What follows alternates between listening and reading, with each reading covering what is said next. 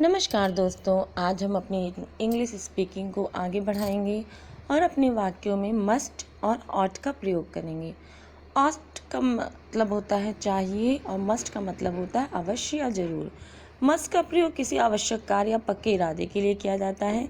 जब किसी कार्य को ही करना आवश्यक हो तो वहाँ मस्ट का प्रयोग होगा। चलिए शुरू करते हैं। हमें अपना कर्तव्य निभाना चाहिए। We must do our duty. हमें भटके हुए को रास्ता दिखाना चाहिए।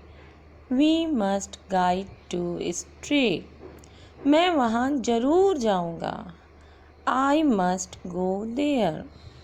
तुम्हें घर अवश्य जाना चाहिए। You must go home. हमें गरीबों की सहायता करनी चाहिए। We must help the poor. तुम्हें अपने बड़ों की नसीहत पर चलना चाहिए। You must act upon the advice of your elders.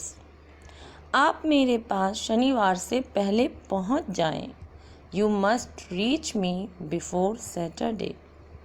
आपको समयानुसार कार्य करना चाहिए। You must work according to the time. तुम्हें यह काम ज़रूर करना है। You must do this work.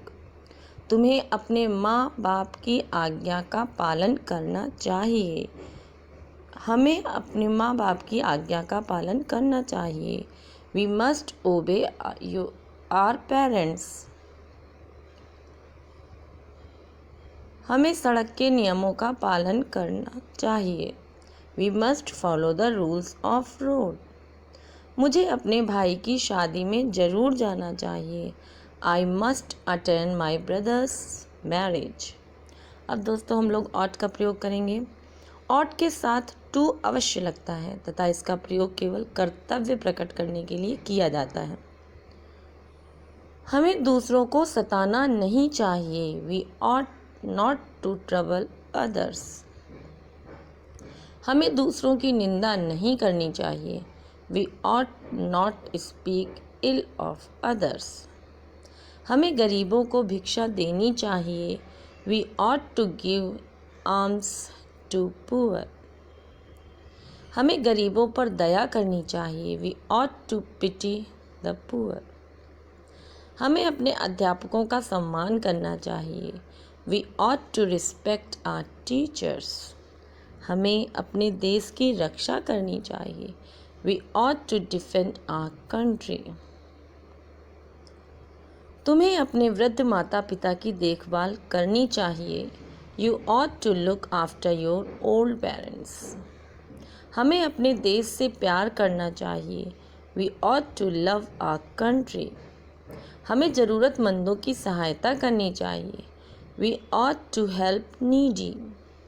हमें अपने से छोटों को प्यार करना चाहिए। We ought to love our youngers. तुम्हें अपने बड़ों की अवहेलना नहीं करनी चाहिए। You ought not to ignore your elders. अमीरों को गरीबों की सहायता करनी चाहिए। The rich ought to help the poor. तो दोस्तों ये कुछ वाक्य थे मस्ट और ऑट के साथ। इनका आप डे टू डे लाइफ में इस्तेमाल करिए और अपनी इंग्लिश स्पीकिंग को और इम्प्रूव करिए। अगर वीडियो पसंद आया हो तो लाइक करें, शेयर करें, सब्सक्राइब करें। Thank you.